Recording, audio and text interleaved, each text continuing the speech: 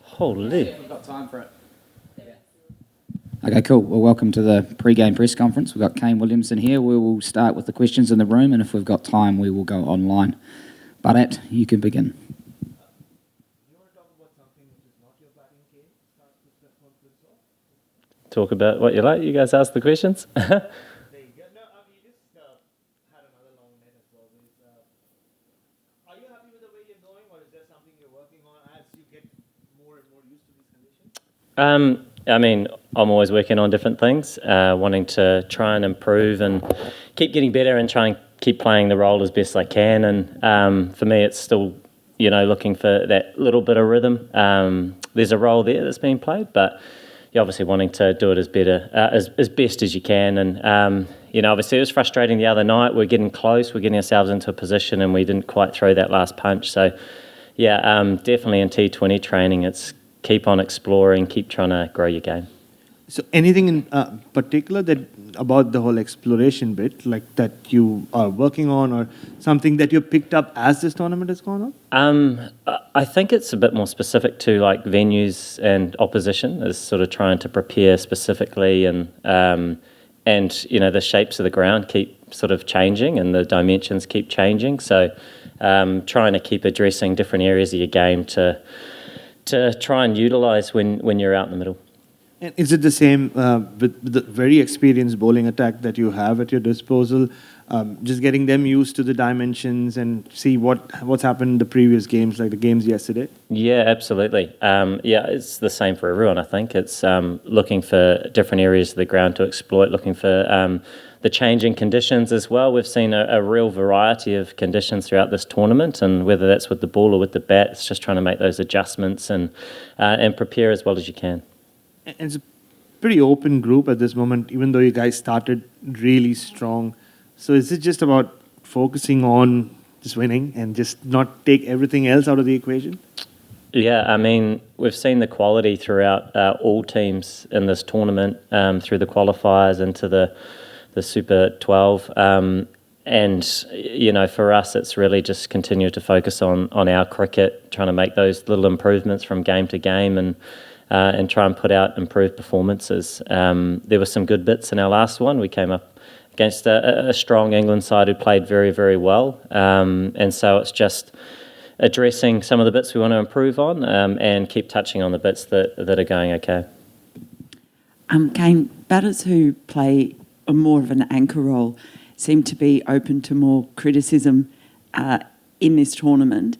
Is that just part of not being perhaps, a 150-plus strike rate player all the time? Or is there something about the pacing of your innings that, you think you might be able to do differently? Absolutely looking for things to keep improving on, keep trying to make bigger and better contributions. At the end of the day, you're trying to adjust to the conditions and try and get a real understanding of what a role looks like. And we've seen a variety of sort of medium-level scores throughout the tournament. And sometimes the challenge is pulling back, but definitely when the wickets are good, it's actually pushing. And so I don't know if it's so much an anchor role, it's just trying to utilise the skill sets that you have to try and generate a strike rate. And sometimes it's one boundary, two boundaries away. And as a batter, that's what you're trying to explore and achieve when you're out in the middle and bat complementing the player at the other end. So there's a few parts to, I guess, consider, but without a doubt, as a player, you're always wanting to keep improving, keep addressing where you can get a little bit better with your game and making better contributions. I guess looking at what Ireland did against Australia, they put them in a difficult position with net run rate after being 5 for 25. And I just wonder, are Ireland the sort of team that you have to be really wary of for that reason, now that things are so tight? Not just for that reason. They've been playing really, really well, and they've got a number of good players, match winners throughout their team, and a very well-balanced side. So, for us, it is just focusing on our cricket, planning as well as we can, and trying to put out a better performance. And just how much are you keeping an eye on things like that? Obviously, winning seals the deal. But at what point do you start looking at what is happening in other games with net run rates, all that sort of thing, or is that just put that out of your mind? Yeah, I mean, it's difficult to control that. So, we're trying to focus on what we can control. And I suppose if you're playing the last game of the round robin and you need to factor that in to give yourself a chance, then you definitely consider that. But, first things first, and it's focusing on what's in front of you. And we know we've got a tough match tomorrow, and that's against Ireland, and we need to put out an improved performance from our last one. Kane, getting back to your form,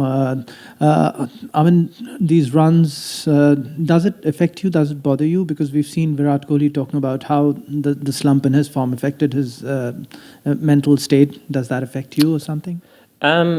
You're always wanting to get better, and cricket's a pretty fickle game by its nature, and you sort of do go through different periods where there's better rhythm, and then other times where you're working harder and you're trying to make sure that you're making a valuable contribution, and so that's the focus. And sometimes that's when you're flying and you're going well, and sometimes it isn't. So it's trying to really just continue to address what's in front of you, keep working hard, trying to make the best decisions you can to make good contributions, and staying a little bit patient with it as well. The game forever challenges us, tests us, and we continue to work hard and try and navigate and improve. And with New Zealand, Kane, are you thinking about the semi-final, final? I mean, crossing that big hurdle that always is there with New Zealand for a while? Of course, you won the Test Championship for sure, but one game at a time, without a doubt. So our focus is on tomorrow. Cool. We'll just go to online quickly as well. We've got TVNZ, which I assume might be Guy Havelt, or Correct. Hey, Kane. Sorry to harp on about your form, like people have been, but do you feel like you're in a rut? And if or when you are in a rut, are you the type of person who will train or bat in the nets for longer to try and get you out of that rut? I'm always working hard on my game to continue to improve it, and I feel like there's some parts of it that are going well, and then there's other parts where I'm just looking for a little bit of rhythm, and often it's a boundary or two away, and so sort of staying with it, working hard, focusing on what the team needs, and just trying to align your decision making with that is very much the focus, and also knowing that within this game, over long periods of time, you go through different periods of how you feel and adjustments that you need to make. And so, at the moment, I'm looking to keep improving, trying to play the role as best I can and enjoy it. And just going... Go again, Guy. Can I go one more? Just and there was a question earlier on about strike rates in a tournament like this. Sometimes is a runner ball innings actually a very good innings in a T20 if you've got a batter at the other end who's taking it apart? Yeah, that's right. Yeah, context is really important. So it does depend on conditions, partnerships as well, and really where you want your team to be at certain points in time. And if that is run a ball, then that's of value if the team is moving forward with that. And if it's not, then obviously you need to keep exploring those different areas to get those boundaries away. So it is dependent on the situation. And the other night and in the other game, there were partnerships that were of value, and it's just trying to take it that little step further, really. And so for me, that's a focus for continuing to develop my game after being out for a little while, is to keep just pushing it, looking for those other options and just making those small tweaks. And we'll go to Andy V on stuff. Thanks. Hi, Kane. I'm just wondering, can you talk a bit about what you make of Glenn Phillips and how he's performed in this tournament, and I guess his approach to the game, and perhaps how it's perhaps quite a bit different to yours? He's been absolutely on fire in all facets of the game, and with the bat coming out and the situations that he has been, at times under pressure on surfaces that haven't been perhaps what we're quite used to when we come over here, and he's expertly just managed the situation, and then sort of reversed the pressure. And that 100 that he got in Sydney on a difficult surface was exceptional, one of the best T20 knocks that I've seen, and And he's a real power dynamic player, and we see that in the field as well. And he's always very eager to bowl and play a part there too. So he's been going incredibly well, and we certainly hope that continues. And in terms of our mindsets, they're probably different. We're different people in slightly different roles, but you certainly enjoy batting with him and watching him go. Alex Chapman from News Hub, if you still need one. Yeah, just a couple. Hey, Kane, thanks for your time, mate. I'm also, going to keep harping on. With this, I don't want to call it criticism, but with this, I don't want to call it criticism, but questioning of your role and your strike rate. How do you feel about it? Do you think it's fair? I mean, you guys are allowed to chat about lots of different things, and that's quite okay. And so for me,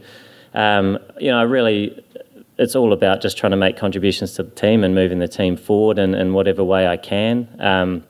With the bat, there's a number of different, phases or gears to go through, and I definitely want to keep touching on, those third and fourth gears where you are exploring some different areas of the ground, which when I'm in full rhythm is something that comes reasonably naturally, and when you're not, you're working very hard to try and bring that into your game whilst factoring in your role in a partnership and trying to help position your team in a place where perhaps you have momentum and you're ready to start the next phase as a team. So I feel like there's some good parts, but there are definitely some parts I want to keep touching on, and I sort of see it as one or two boundaries away where you start sort of building some momentum throughout an innings. So some good bits, but definitely some bits I want to keep touching on.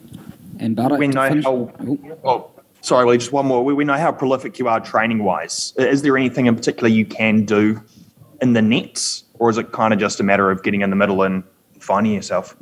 You're always training to work hard and bring different parts out of your game, exploring with your game to then try and utilise that in the middle, and that's conditions dependent and a number of different parts to that. So that's what practice is for largely, I think, is to keep sort of growing your game and getting better, and that's certainly a focus that I have. Bardo, to finish in the room. Yeah, Kane, we'll move on from your batting, if you're all right with that. Just you've been part of a few T20 World Cups now. And there's been so much focus on the weather and the rain here, but with a week and a bit to go, does this really stand out because of the variety we've seen in terms of conditions and the uniqueness of T20 cricket in October in Australia? Does it make this like a standout tournament in that sense? I suppose we've seen more weather than we've expected, which isn't perhaps ideal when you come into a short tournament and it plays a reasonable part. I suppose most teams have probably had one maybe rained out, and maybe it's worked out sort of a little bit evenly. But it's the nature of what it is, I suppose. I don't know. It's hard to control it, so. You sort of focus on what you can control, and the weather's not one of those things. Obviously, sun throughout would have been great, but what do you do? But actually, my question was the fact that if you leave the weather out, do you think it's been one of the more fascinating T20 because of the definitely. Sorry, forget about the weather. It's been incredible.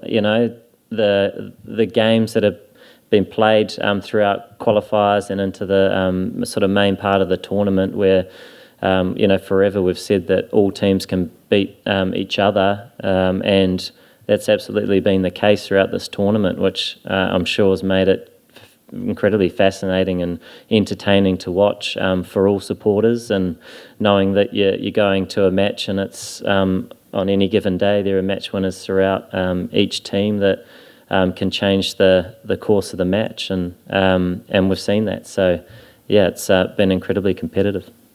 Cool. Thanks very much, guys. Cheers, Kane. Cheers. Thank you.